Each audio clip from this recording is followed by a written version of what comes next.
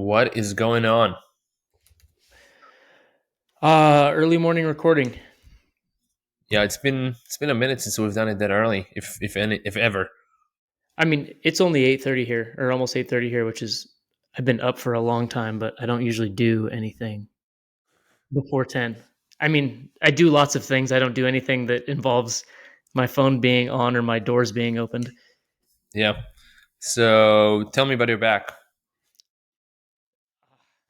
It's actually feeling a lot better this morning. So yesterday, my wife and I are box squatting in the garage in Hmm. the morning.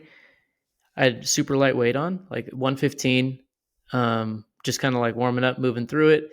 Got to the bottom of my third rep and my like low back. I think it's my psoas issue, but my just locked up, went out, like couldn't fill up with air. You know that feeling. Yeah.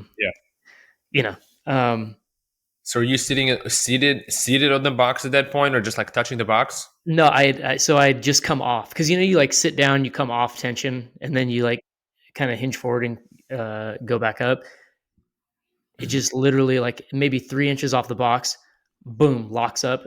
And I was like, oh shit. And it's crazy. I told you this yesterday, but the first thing that came to my mind was, oh shit. Hmm. And then the second thing, because I'd been having such a great morning and day so far, the second thing that comes to my mind is, okay, universe, like, what the fuck am I supposed to learn from this? It was just like everything is rolling. And, the lesson was, okay, you got to slow down. Also, life comes at you.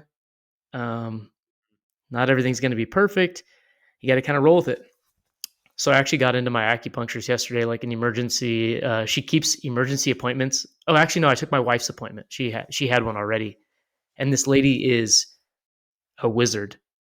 Um, and then I, had kind of a shitty night of sleep last night, but I woke up this morning and just stuck to my morning routine and did very very light, movement, the normal stuff I do, but maybe dial it down to 10 or 20% of what I normally do, and I'm actually feeling okay. Not great at all. My wife took the little one and the dog for the hike this morning instead of me, but um, yeah, I'll survive.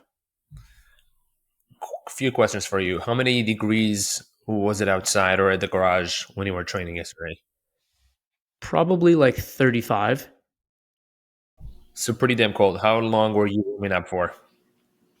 So I'll go on like a 30-minute hike in the trails behind our where we live, Hmm. uh, with the baby strapped to my chest and the dog before, and then right when I get home, I'll jump on the assault bike and do a quick like. Usually, I just do a Tabata to kind of get my heart rate up, and I felt pretty. I hate the word pretty. I felt warm, Hmm. so I don't think that was the issue, but obviously, it was something. Now, another question for you in box squats, and maybe I was doing them incorrectly, but when you get to the box, right, and your ass is touching the box, are you supposed to get off tension? Because I thought you were just kind of like marking, like I'm just like touching the box, I'm still squeezing like the spine, my ass, and the rest of the body.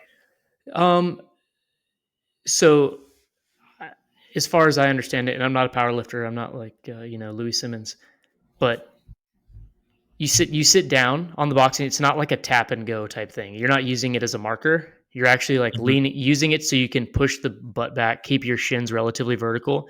It's more Right. of like I'm a very quaddy squatter, so this is kind of getting you to use your hamstrings and your glutes more. Hmm.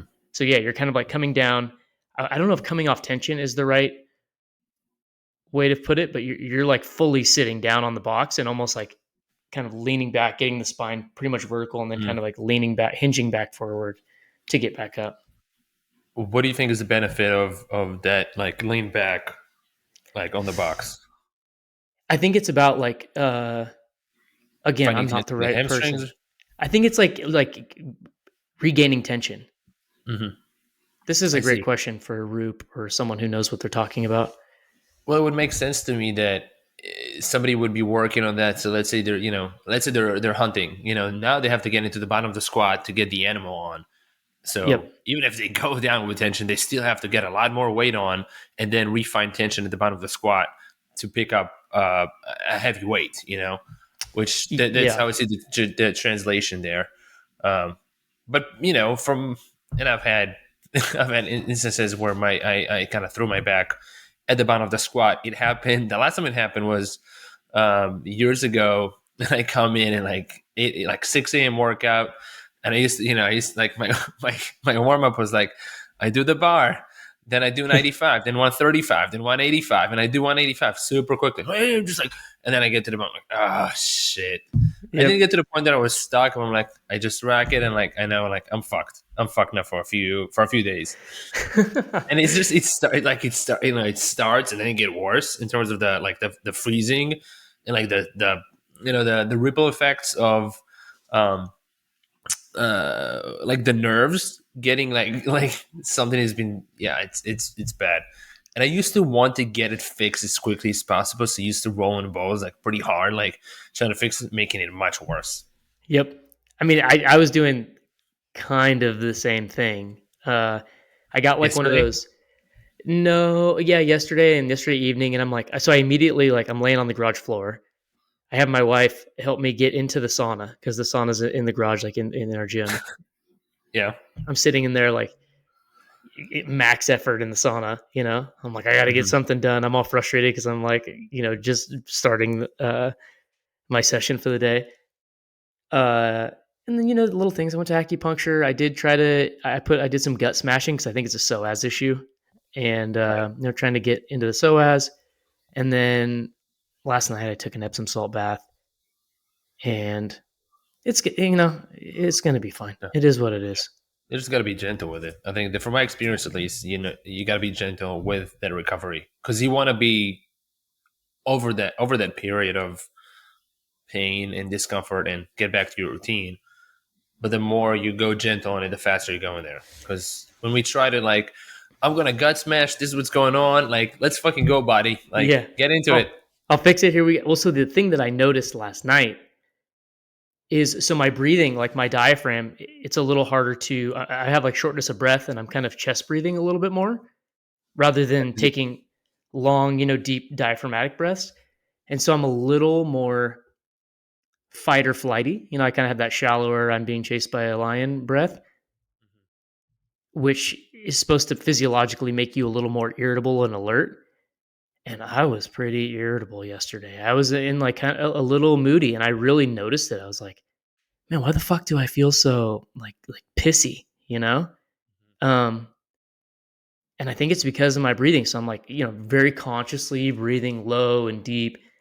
Uh, but it's super uncomfortable. So if I'm not thinking about it, which is 99% of my breaths, Right. Were um, you able to take a full breath or not? When? Yeah. no, it was really hard initially, and it's gotten easier and easier to fill up. Yeah. Yeah. It happens to me sometimes with the rib. Yeah. The rib gets out of place, and it's so hard to take a deep breath, and it's frustrating. And it's yeah, as you said, there's the physiological effect of now you're in fight or flight. Then you have the gnosis that you are in fight or flight. So you're like, oh, I guess this is where I'm at. But yeah, Yep. I think, as you're saying, having the awareness and catching yourself, and that's most of the work there.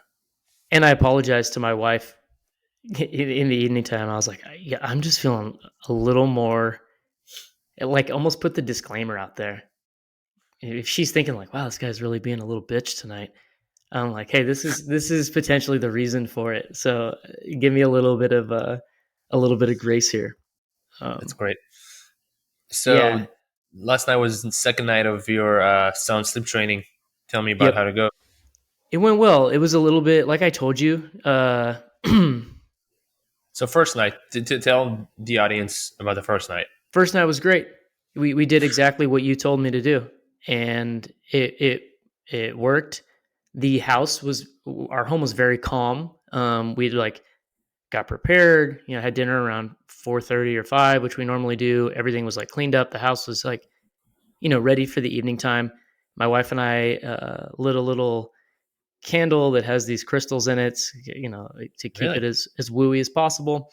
Have our, we decided like, okay, she feeds him, we put him down, and we just kind of sat there and had some time connecting and playing cards like we do in the evenings a lot of nights. And uh, we had to go back and forth for 30, 40 minutes and do the Dr. Havana method to get him to sleep. But it went great, and then he slept all night. And then last night, pretty much a similar situation, but I think he had a little bit harder time falling asleep. He was crying a little bit harder. We were doing the same thing. I think the intervals were slightly longer last night. Instead of 2 4 6 6, it was 4 Or 8 6 8. Yeah. or 4 6 8 8. Were you? Did it take him a long time to fall asleep in the first time, or when he woke up, or what was the situation? So he fell asleep right away because he's kind of like milk drunk, half awake when we Yeah, put him down. And I know sure. that's cheating a little bit, Good. but I don't care. Oh, that's fine. And As then long as he falls asleep, and he knows that he's in his bed, that's kind of the cue. So he's not like surprised when he wakes up. He's like, "Oh, I thought I was in mom's arms, and now I'm here." yeah, no, no, no. So he will usually fall asleep from that kind of like in that little haze, and then he wakes up like an hour later, and that's really when the sleep, or maybe like 30 to 60 minutes later, and that's when the I don't want to call it sleep training, but the sleep training starts. Well, that's what it is. Yeah. So I think I told you, but based on the knowledge that I have, when a baby wakes up about 30 to 60 minutes after they were just put down, most likely they're overtired. There's a term for it that is called false start that one of the trainers that we consulted with told me about. So you may want to try an earlier bedtime tonight, for example. Okay. Yeah, so last night we did do. The thing is, last night was a little more chaotic. We just were a little behind making dinner. My wife was putting away Christmas decorations. There's just kind of a lot of shit going on in the house. Hmm. So the first night where we're like sitting at the table, like my wife and I are super connected. It was like a very warm and like positive, high energy environment. Um, High, not in terms of intense, but high, just like a high vibration. And Hmm. last night was not the case. It was like a little more chaotic. We finally we get him down and we're starting the process, but we're still kind of cleaning up the kitchen, and it was just not as peaceful. And I think he felt that, and it was he was crying a little bit harder, I guess, in between the times that I'm going in there and soothing. So Hmm. I think that would be, tonight I'm going to make sure, and we talked about it this morning, like we're going to have everything wrapped up and ready to go. So by the time bedtime comes around, this place is a temple. Um, I'm going to Beautiful. be burning Palo Santo. We're going to have candles lit. It's going to be the most peaceful environment on earth tonight. So that's the intention. And remind me, does Z have any sound machine or anything in the room or no? Oh yeah, Cool. Um, where was your wife last night during that soothing she resettling? was she was in the kitchen. So she hears this whole the crying situation. Yeah, she does hear it. It's too early for her. She's like still kind of, it's like we're talking 6:30 p.m. or whatever. So she's still kind of like around doing stuff. The intention was to not have her there for it. Um, How'd it go for her? it went okay for her. It was definitely challenging. It's challenging for me too, bro. Oh, I know. Um, but I did encourage her to. I offered this as an option. I said, hey, like we've evolved feeling sort of these harder emotions, these challenges. You have to assume the ones of us that didn't feel these emotions died off. So there has to be some kind of benefit. So I said, if you're open to it, be willing to feel this pain. And like, I think it will probably make you more excited to go hug and kiss him in the morning and appreciate things a little bit more if you can feel this challenging side. I was like, you can absolutely go put on some stupid Netflix show and put your headphones on. And I didn't use these words, but kind of hide from it. And that's totally fine. And I think that there's value in that too.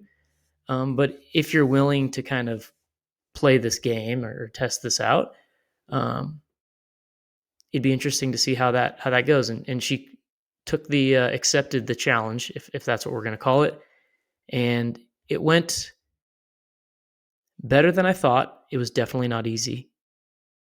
harder on her than it was on me. But yeah, it went well. So tonight will be the third night. I'm That's hoping awesome. tonight will be easier, and I'm definitely gonna. The intention is to create a spa. This house is going to become a temple. It's going to be very calm and tranquil. He's going to want to go to sleep. Yeah, so just as you're saying, start everything much earlier, have everything ready to go. What I like to do a lot of evenings is actually make dinner kind of much in advance and kind of clean it up so the food is just kind of kept warm in the oven or something, like Ah, 200, yep, or even just like in the pan with the glass lid on. yep. And I kind of clean up everything. So from that point we're just eating, and then we're done. I'm ready to go. Prep my daughter's PJs and just kind of like all the little things. I'm showered, my wife is showered, like especially for the nights that if the one before was a bit more chaotic, you're kind of doing the extra work to get there. And yeah, so just a few couple tips there. Dude, you are very good about that though. You are the one that got me prepping my clothes for the next day, the night before, staying ahead of things. I also now, or for the past handful of years, clean while I cook. So like as I use something I know I'm not going to use again, I'm like constantly cleaning. So by the time dinner is ready, which my wife does probably 60% of the cooking these days, but by the time dinner is ready, um, the kitchen's pretty much clean. It's just like, the pans or the trays, whatever, like the food is on. Yeah, yeah, Um, so kind of when we're done eating, it's like put things in the glass Tupperwares and clean the plates off, and you're good to go. It should only take a few minutes. that's cool. That's perfect. Um, Ah, one what other you got? thing I wanted to share with you. Yeah, go I ahead. don't know if you saw, but this is totally irrelevant. But Pomp this morning decided to remove all ads from all of his platforms, which is like a pretty massive revenue hit for him. I mean, that's how he pays for this guy's like, creates content on the internet and he has some really great sponsors and advertisers. So Um, this is Anthony Pompliano from the Pomp Podcast. Anthony Pompliano from the Pomp podcast. Yeah, Pomp on the internet as POMP. he goes by. POMP. Um, which was really cool. And he was advised, he did like a video and you can see it. It's on his, What's everywhere. what's the what's the reasoning? He doesn't want to be tied to his word is not for sale. Is what he's saying. He's Wow. like, he's has a voice and people listen to him, and he doesn't want to have, he promoted FTX. He's because they were a sponsor of his show, and I think that was probably the big one. But it's also, I think he wants to be a little more free, a little more, not having to answer to anyone, and I think it really like up levels his integrity in a big way. And I love it. I mean, I'm a paid subscriber. I pay for his Substack just because I think that paying for someone's content is a really great way to like create accountability and value for the creator so that they want to keep doing it. They're making money and they're able to live life because of it.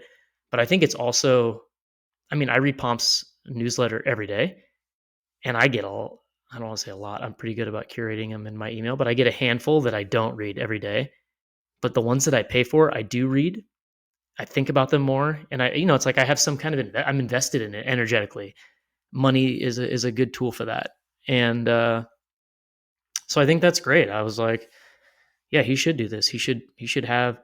If I were him, I would take my total, whatever his ad revenue is on his shows, divide that number by 1,000, and that's how much he should charge for his podcast and write for 1,000 people, Hmm. or on his Wait, so take Substack. take his revenue per show. You said Or say divide his the ad revenue is 500 grand a year. I don't know. I mean, what's a figure for that? Something like that, maybe. we'll just use that as a clean number. Yeah. Okay. So if he does 500 grand a year, um, divide that by 1,000 for 1,000 true fans, just because Kevin Kelly's a badass, and charge your 1,000 true fans $500 a year for your content. I mean, I don't know if that makes sense, but maybe that's a Right. lot. So But right. So even if he I'd, charges them whatever 250, which is like $20 per month, that's legit. I mean, there you go. that's 250K to keep his I'll pay content him. going, and then he can get um, you can still do affiliate stuff and put links at the bottom rather than having ads, saying, I like this product. I've been using it for a long time, which is what I do. I didn't get approached by any company to promote the products. What I did is I'm using all these products and be telling, you about the Spurti vitamin D lamp and, a bunch of other people about magnesium and Paul Stamets healing mushrooms and all that. So what I do is I reached out to them. I'd like to become an affiliate. Can I get a discount code and get in a what is it called, like a referral fee?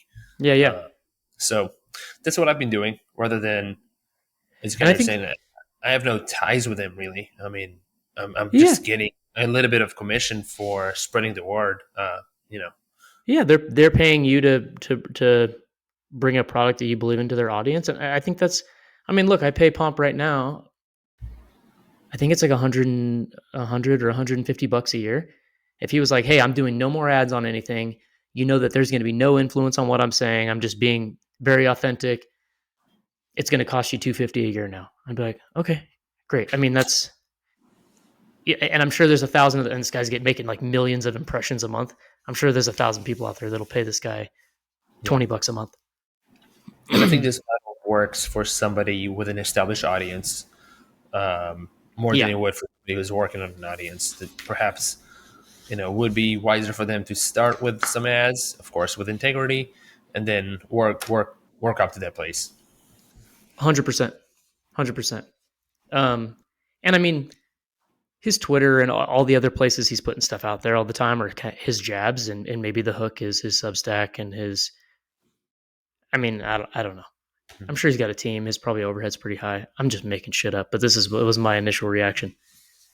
Well, just on that note, so jabs and hooks. That's from, I think it's Gary V's book, Yeah, yeah, yeah. jab right hook, or jab right hook. So that's kind of a boxing, what do we call it, metaphor to giving in business. And if I'm not mistaken, giving a bunch of things for free. That's kind of like the little jabs, and then the right hook is the offering that has a monetary value for the content creator or Yep. the value producer in that context. Um, Definitely. And there's so another sort of tangent on this same topic. I'm like, kind of working towards creating more content. I've talked to you about this a lot. And I'm reading Seth Godin's new book. I love Seth Godin, by the way. He's so experienced, wise, and eloquent. That's Seth Godin, He's right? he is ridiculously like, and just listening to him talk, it's like, okay, man, I'm ready to do the work. So I ordered his new book. It's called The Practice. It's about shipping creative work because I am not historically have not been the best at shipping work, right? I'll do it. I got so many Google Docs and things stored of my thoughts and all this, essentially creative work that I've done. And I don't ship it ever. Mm-hmm. And his whole thing is like, it doesn't count unless you ship it. Unless you share it, you're being selfish. It doesn't mean that everyone has to love it. It doesn't mean you have to make money from it. But if you're just keeping it for yourself and you're not having the courage to ship it, you're being selfish and you're not serving the world around you. And I thought, okay. So I just read right before we record, I was reading like the first little intro to his new book. And the things that I underlined, I wanted to share with you.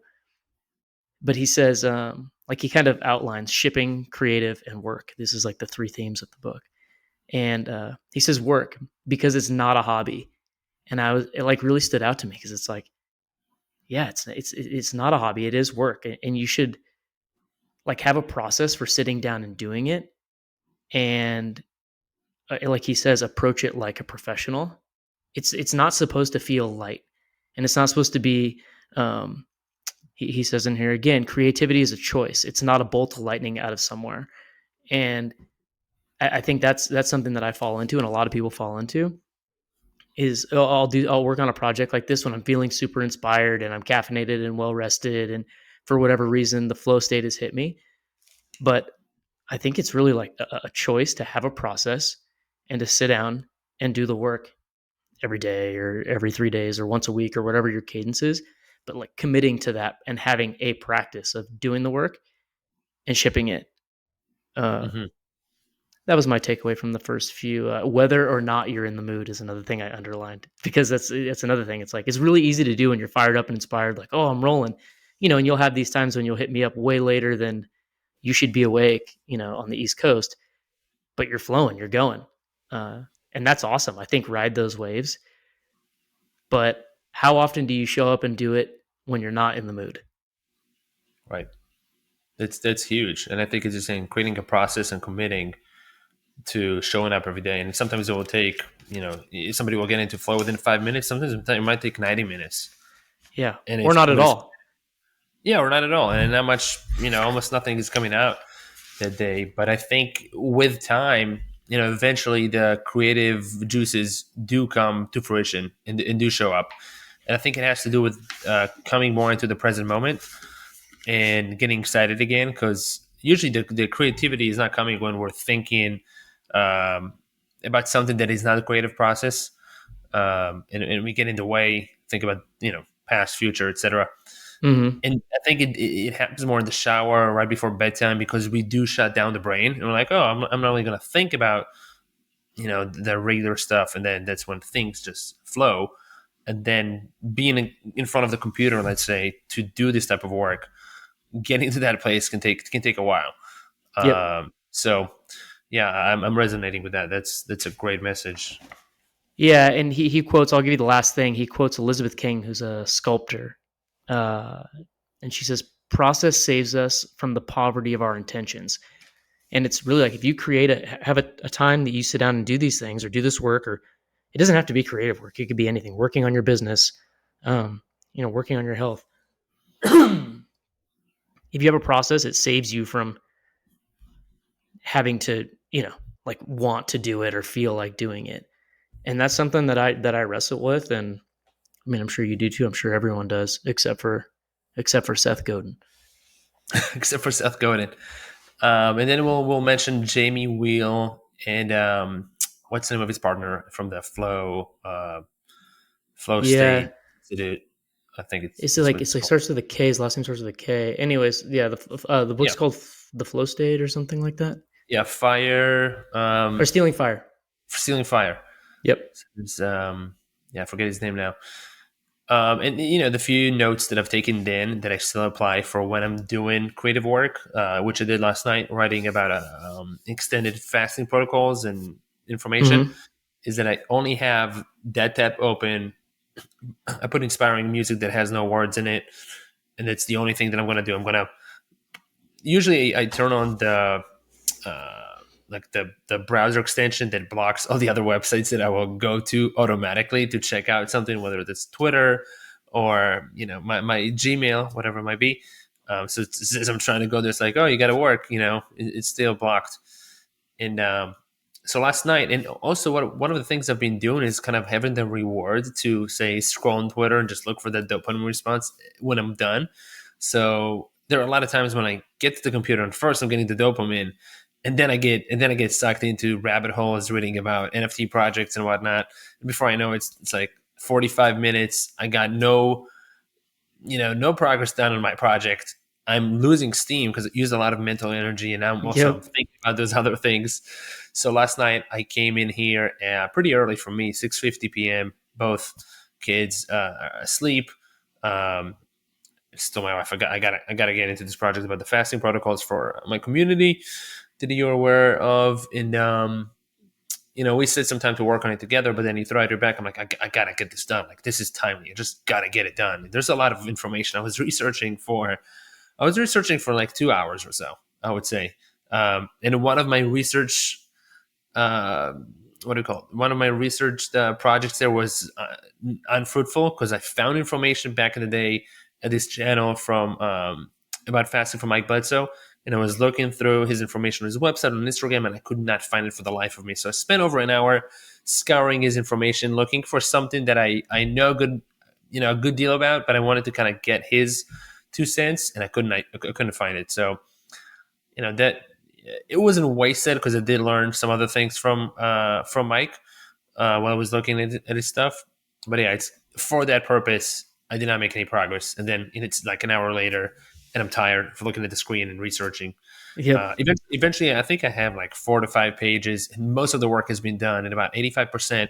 And what I've done, based on what you told me then too, is that shipping is important, and especially when it's timely. So what I did is I shipped that document, and I told the community last night, this is 85% done. This is going to serve us well for this protocol. Yes, it does not have everything that I want to share in here, but we're just gonna have to roll with it. I told Matt throughout his back. I was looking for his help on this one, and it's timely. So if if they still don't have enough time to get the supplements they may need for this fasting protocol based on the recommendations, let's move it. But here it is. We're starting on Sunday night. Yeah, dude, that's awesome. I love that. And when I saw that you sent that, I was like, all right, good job, Yoni. And Nick Huber committed to writing a book this year for 2023. He's a real estate private equity guy that I have been inspired by.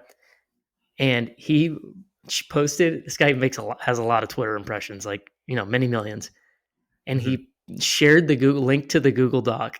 So anyone can jump in view mode at any point and hold him accountable for the book he's writing. And I was Whoa! like, damn, son, he's like shipping before he even needs to ship, which I thought Wow! was pretty cool. Wow! That's impressive, and that's really Yeah. cool. Um, Besides accountability, he's sharing his secrets already for free, and even his process, right? Some things that may not be written as cleanly or clearly and all that. So that's huge. That's a huge point of inspiration to me. Um, I, One other thing I was thinking about when you were talking about, oh yeah, so I do the same thing when I sit down to do something. I have a horrible habit of leaving a bunch of tabs open of things that I need to do. Not like multiple windows, but like 6 to 10 tabs. mhm. One of them is, I have 1Password open because I need to migrate from LastPass to 1Password, and I just leave the tab open and look at it, and it's a little stressful. Like, I got to deal with that. Um, I should probably just move it to Trello and make a task like I do with everything else, but for whatever reason, I haven't done that. But I do get distracted, and I'll go to Gmail and blah blah blah blah blah. I think the key is to, like you do with your clothing, is to get ready the night or before you're going to sit down. So have the window open, like just the tab or even the desktop. Even Mm. maybe log in as another user onto your MacBook and be like, "This is my work user. I don't have any of this other stuff set up. I'm not logged into Gmail on this." So that way you kind of sit down with that intention to do that, and there's not a lot of other things nipping at you to get distracted with before you actually do the work.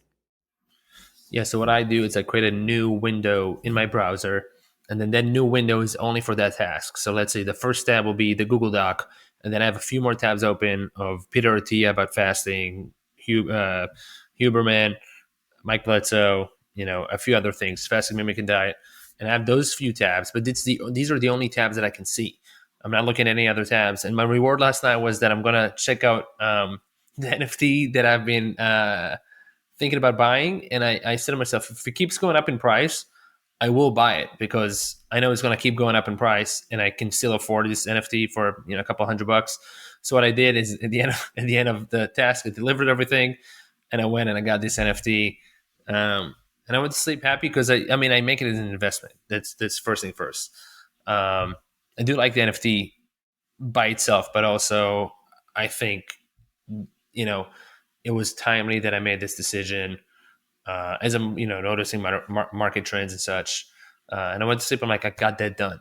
You know, so I got a lot of things done last night, and then there are a few tasks. Even like one of them that I did that I was just renewing this pest control contract that I have for termites. I have a wood house, and every year they come and do their inspection, and if I need, I'll have a contract that they'll treat the wood if there's a termite situation. So that was there, and like a few other bills, like one for the dentist from my daughter and such. So what I did this morning, I just went through the inbox of all those things. I just did them because otherwise I'm just looking at them. I don't really want to pay, to be honest with you, but I'm like I'm going to pay it anyways. So just went ahead and paid a few bills, responded to a few emails. send like some administrative emails, such as announcing to one of the retreat groups tomorrow. Reminder, we're gonna have a call and all this kind of stuff. That just took care of business right off the bat. There's a lot of times where I feel like I'm not as productive because in the back of my mind I'm like, oh, I have to do all this admin work. This morning I just like went hard at the admin work, and also I mean, you can hear my voice too. My voice has been a bit scratchy. My throat has been a bit scratchy. I've been a bit clogged my sinuses. I went up this morning, came to my office, got the rapé out, and just did a little like programming declaration. Just looked in the mirror with the rapé in my hand and the pipe in the other hand. I love myself. I'm not afraid of anything. I'm going to do my best today. I'm doing my best. Last night was success. It was a success. Let's fucking go, baby. Those few things, and then I put a little intentions into the like how I want the rapé to support me, and I just went at it. And it's uncomfortable. I'm still like there's still that like butterflies happening, like this kind of anxiety actually feeling in my chest before I do that. But I just go and get it done. So I got that done. Took my socks off. Went outside, grounded. Looked at the beautiful nature. My dog is just doing her thing outside, and brought a little tissue with me to clean the nose, and did my morning movement outside, and yeah, got back and took care of business. Does the rapé feel as intense when you do it solo as when Michael does the? I mean, No, because okay. no. It can feel. I don't do as I don't know why, but it could be the material that Mike gets, or just like having somebody actually like blow that thing into me rather than me doing it myself. I did And Mike has the chronic shit. Yeah, I'm sure he does. I do have a few kinds in here. One of the kinds, and I don't remember which one it is way stronger than the others, like uncomfortably strong. And I don't want to have that early in the morning. I also have to do it on an empty stomach. So wait, you don't know which is which, or you're playing like Russian roulette? No, I have names for that. I just don't remember which Oh. one. I think I see it like they have names, and I'm like, I don't do it that often. I did it actually 2 days in a row in January. I also actually today throughout the entire of 2023, which has been 3 days. We will release this episode, probably in a week or so. But I have done a new practice, a new to me. I've done it before. That I'll just mention one word about. I'm not going to get into it. It's called Shivambu. And I've done Shivambu every morning. So if every morning now, I brush my teeth, I did a little Shivambu, and then I waited a little bit. I had a little bit of water, and then I had some C60, this carbon 60, and then I had a little morning concoction. And moved on with the day. So that's the one of the new things that I'm not new, but new to me in terms of habits and morning routine. How do you spell Shivambu? Shivambu.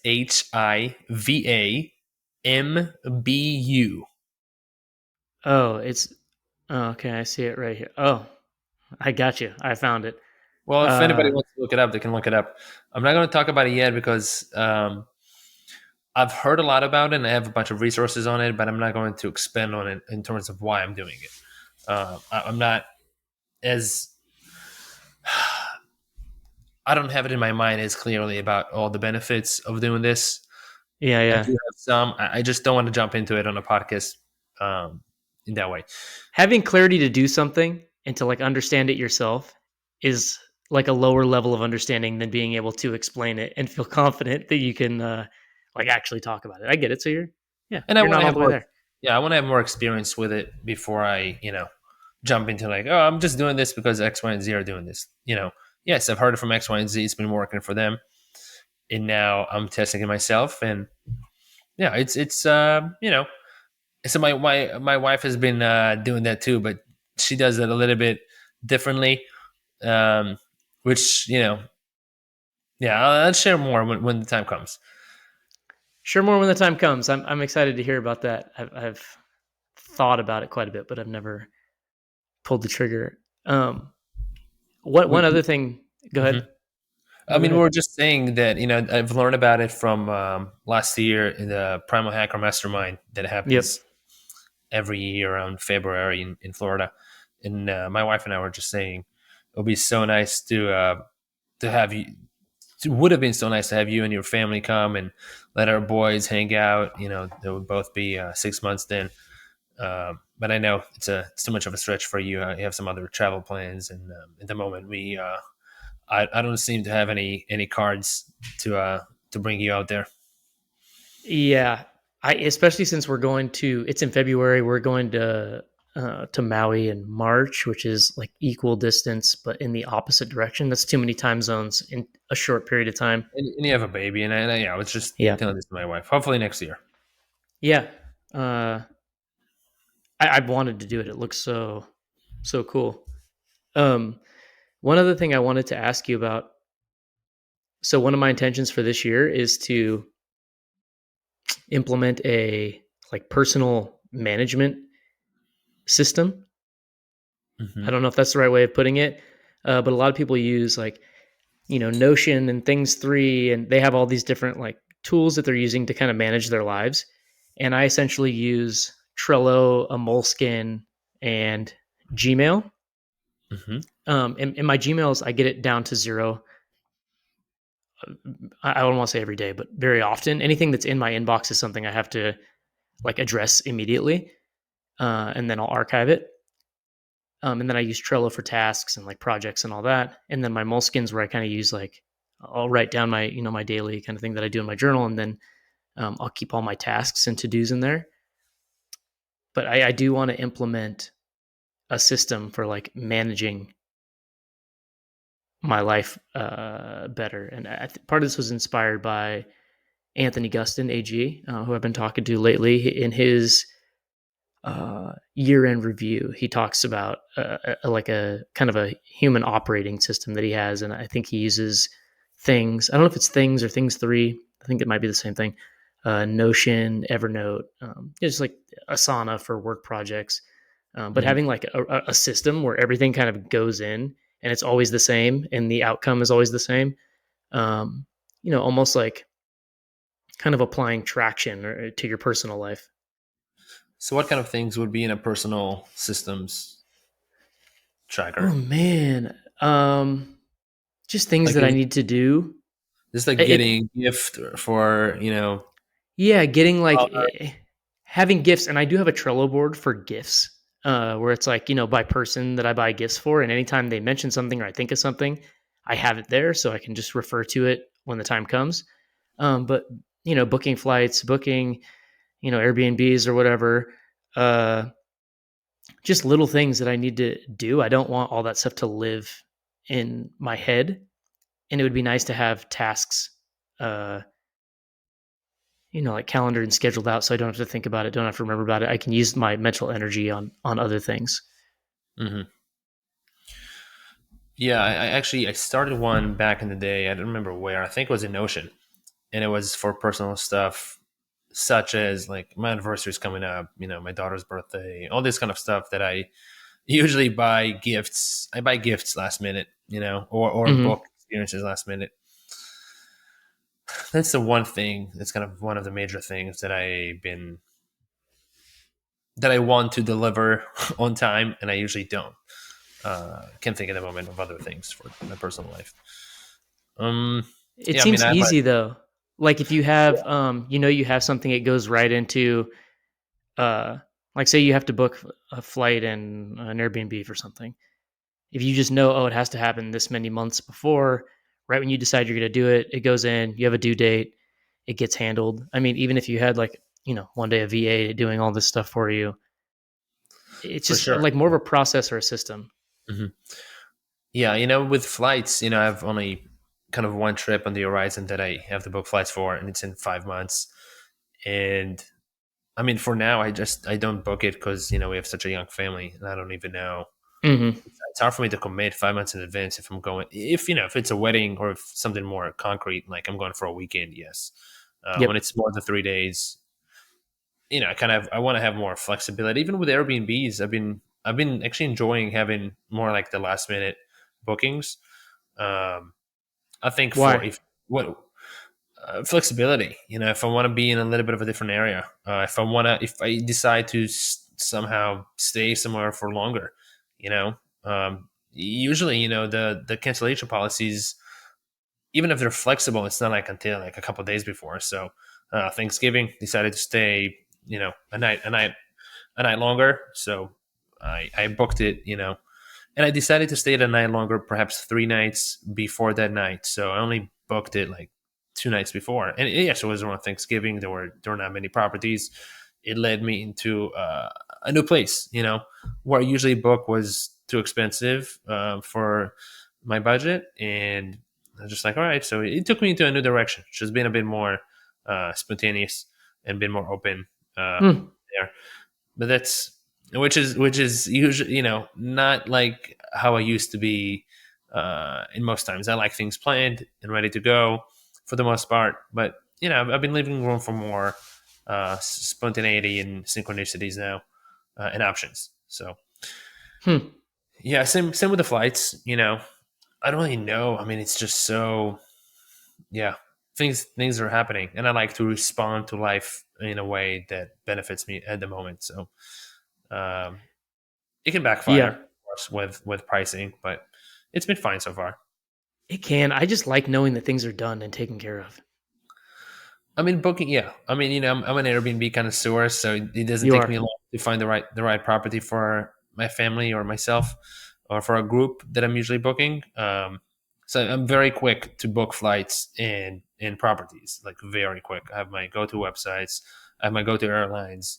I scour this information very quickly. So those for me specifically, that's not a concern, or like something on my mind, I would say. Dude, I've stayed in a lot of Airbnbs with you, and you have booked every single one of them. Oh yeah, I have a great track record on Airbnb. I would be nervous to book one for us because I don't know if this is going to meet Yoni standards. Like, yeah, I know where there would be too much anxiety associated with that for me. I'm looking at so many factors. I mean, I'm looking, at like like the floor, the what do we call the floor space? Not floor space, the floor plan. Like in terms of the kitchen, is it open? What kind of appliances are we working with? What kind of parking situation we have? Do they have dimmers? You know, I'm looking at everything. Location wise, what's around it, how far off is it of my route? If it's just a place, I'm looking at so many factors, especially for the retreats. There are a few times where my partner Michael and I were looking together, and at this point, I sent him a few to review, and then he trusts me to put the nail on it in the end. 5 out of 5, fantastic booking. So I'll take that as one of my strong suits there. I like to plan trips in general. Yeah, It's fun. no, you're good at it too. One last thing on the whole human operating system that I just remembered. The two resources that I wanted to think about. One is GTD, getting things done. It's Mm. been around forever, and I think that's kind of like a human operating system. And then the other one that I just heard about that AG recommended was building a second brain. But this is not like Like something you're like, oh, a I'm going to database, download the app. like a database, things you would not save on your regular brain. Yeah, I think it's like you kind of build this operating system that allows all the like kind of non-essential, just like logistics of life, which me, logistics and like admin, it's not my thing. Hmm. Um, I really like the idea of having that going, but it's not like I said, you can't just download the app and it's like, oh, now everything just works and it links with my calendar and I'm done. You have to actually spend a decent amount of time to implement this infrastructure, probably a quarter Hours. or two. Yeah, yeah, like a good amount of time. You have to commit to using it and learn to understand it. But I think it compounds, over Yeah, the once course of once you have the system working every January, it reminds you of X, Y, and Z. You just come in and do a plug and play. Yeah, that's yeah, what I started creating, but I've not finished it, and I actually enjoy creating those systems, and I enjoy using them even more. Um, yeah, it's the same with like creating a newsletter template. All kinds of things that then serve in the long term. Then you just kind of just use them uh, per you know on demand for the small input. Cool. Well, this this was enlightening, and Seth Godin. So, what's the name of the new book that he has? It's called The Practice. The practice. How long is that? It's really short. You can like read it in a day. I'll have to. He just was on Tim Ferriss's show, which I didn't know this, but apparently thanks to Spotify's year-end review, that's the my most listened to podcast, and I wouldn't even have said it was in my top 5. Mm. Uh, Do you think it's because the amount of minutes per episode, rather than the everything I amount? listen, yeah, his are usually like 2-3 hours, right? No, maybe not 2-3, maybe like an hour and a half to 2.5 hours. Mhm. Um, but I guess I just listen. Tim is the shit, and Tim is he's just, just he's good at what he does, well, he's amazing. and Yes. he has like some super fascinating folks on the show, and that's like what he does. He's he's really an optimalist, and that's like the people who are optimal in their fields and performing at a very high level, and I think that's why I'm drawn to it. Um, but I would have said maybe I don't know. I listen to a lot of Luke and Atia. Um, there's a handful of podcasts I listen to a lot of, but I didn't realize Tim was the most listened to. But yeah, Seth was on his show, and it was really good. I actually listened to that episode twice, and Wow. then I was like, okay, I got to get this book and get on this. It's awesome. Yeah, I remember when Tim launched his podcast, and I listened to every podcast for the first like 50 episodes. And I was living in Really, San Francisco. Yeah, and he just launched it. I was a huge fan. Also, I may have mentioned this on this podcast, but I went and pitched one of my startup at a time in person when he was in San Francisco CrossFit, and I just went up to him, and he already said on the podcast that he's not investing in any startups anymore. And I go ahead and I'm like, hey Tim, my name is Yoni. I'd like to tell you about this startup that I'm working at. And I tell him like briefly, like my one line kind of pitch. And he goes to me, looks at me, he's like, I have a friend named Yoni. He just completely disregards my pitch on the startup, and then like well trained. segues into another conversation quickly, shuts me down, gets back to his computer. I'm like, all right, thanks team, see ya. I'm sure he knows. He like has Tim has in his human operating system has a like a Strategy. specific, yeah, something he deploys automatically. Like, all right, I got this young hustler here in San Francisco pitching me on a startup. I know exactly where to go with this. I take his first name and I say, you know what? Yeah, he naturally gracefully, let me know like, look son, I'm not interested. I'm doing other things right now. And I love his hyper focus. This guy's hyper focused on what he's doing. He does not get distracted, and he provides a ton of value. I think he's the best interviewer in the world. He may be top something, and maybe I don't know of others. To me, he's the best interviewer in the world. Period. I agree too. And he is his laser focus and ability to just like to get things done, to be effective. He's so good, and he's learned from so many great people, and that's why I've gotten so much value from his show. I absolutely even episodes that I would not be interested in the person or the thing at all. Yeah, he brought me so much value through his podcast, through his books.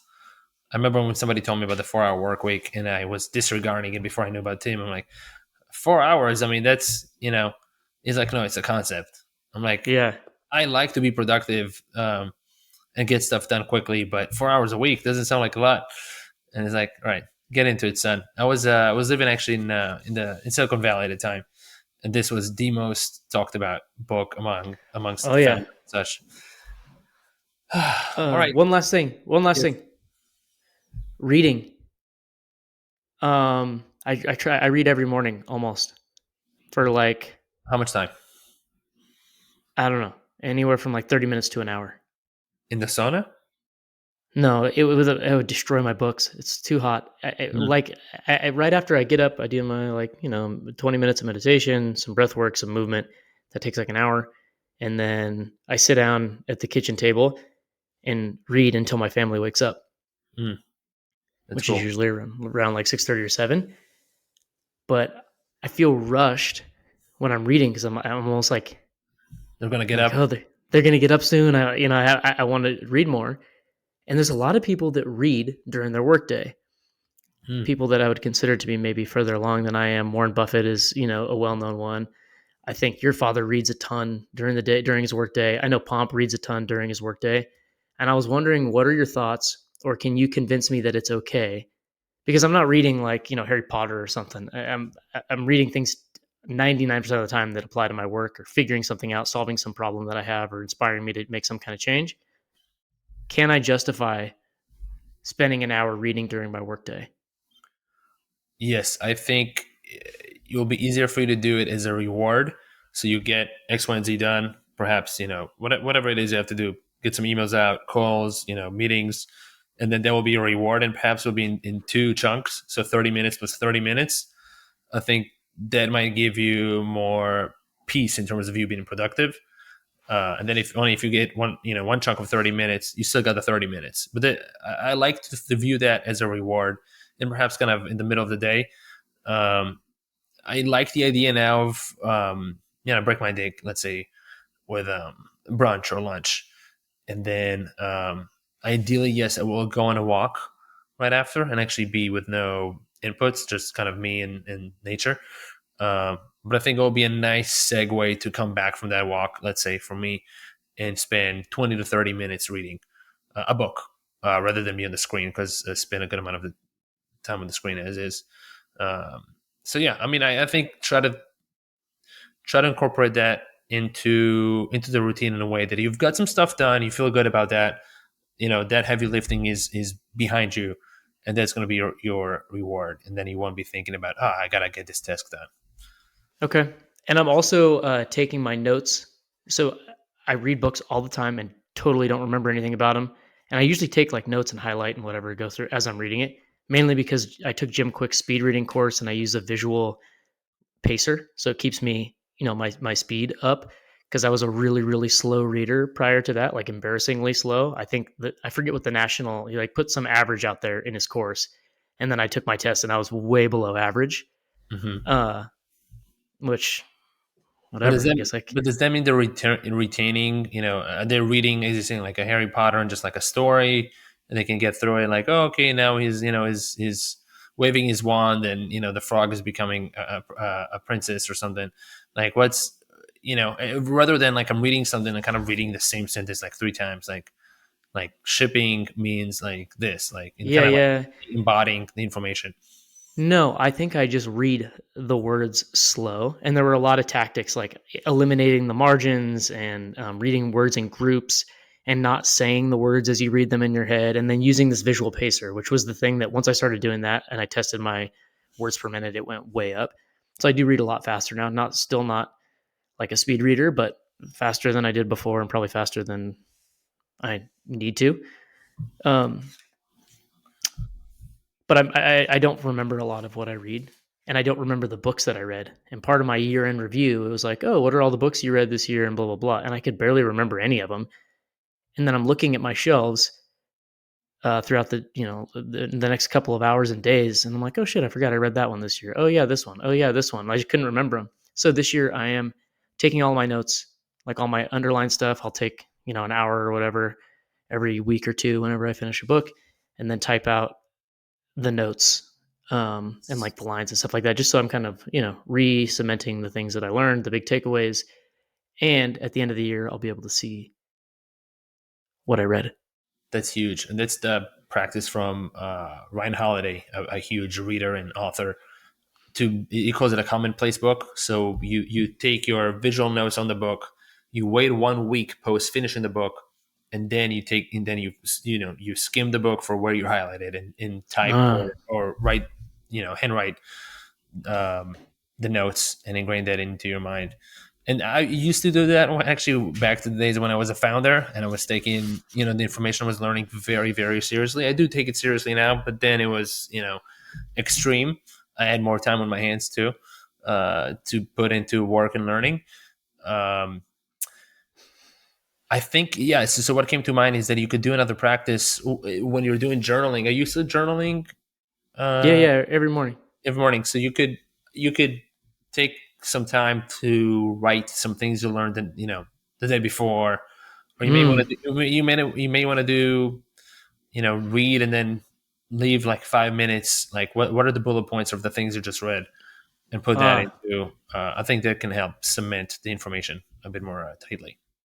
I like that, and I didn't realize that Ryan Holiday does that. I know Derek Sivers. There's a few people that like keep kind of book reports for every book they read. I don't want to be too formal about it, just because it's another thing for me to like feel like I have to do. Hmm. But I love Ryan Holiday too. Ryan Holiday and Tim Ferriss. I just actually finished Ryan Holiday's book, Discipline. Discipline is Destiny, like a couple days ago. It's really, really good. They both have a lot in common. And I think the major thing they have in common is that they're voracious readers, and they go and they do take all these notes and then embody the information, and then you know learn so many things from so many sources and repackage it in a way that is even more organized and concise and resonating with a lot of folks. That's It's true. awesome. The big takeaway from his book, or one of them at the end, was none of this like learning you do means shit if you don't practice it, if you don't take it out and use it and do something with it. So yeah, me reading through all these books and I give myself a pat on the back, like, oh Matt, you're learning so much shit. Kinda. Um, Yeah, the retaining part. And I will mention another person, Naval Ravikant, founder of oh, AngelList. So he's a voracious reader, and what he's one of the things he said that really resonated with me. He said, "You're better off rereading the same 100 books than reading 1,000 books and not really, you know, making the most out of these books. When you find those 100 that really resonate with you in terms of your growth, the things that you want to know and apply in the world, keep rereading those books until you embody this information. And you may want to revisit a book, more than twice. I know some people revisit a book, 3, 5, 10 times. yep, And those are usually pretty successful people. for sure. Naval is again, yeah, on that list. Anytime Naval tweets something, which is not all the time, every single one of them, it's like super profound. I'm like, holy shit, Naval. What do you? I mean, come on, this guy's unbelievable. And he doesn't do really any interviews, but he's done a couple with Tim Ferriss, and they are fantastic. Yeah, absolutely. Yeah. Absolutely. Huge fan. Okay, we're at 1 hour. I know we both got you. Got to run. I got to run. All right, let's wrap it up. Thank you, Cool. everybody. Yeah. Thanks for everybody for hanging out. Good chat with you, Doc. We'll talk soon. Talk soon.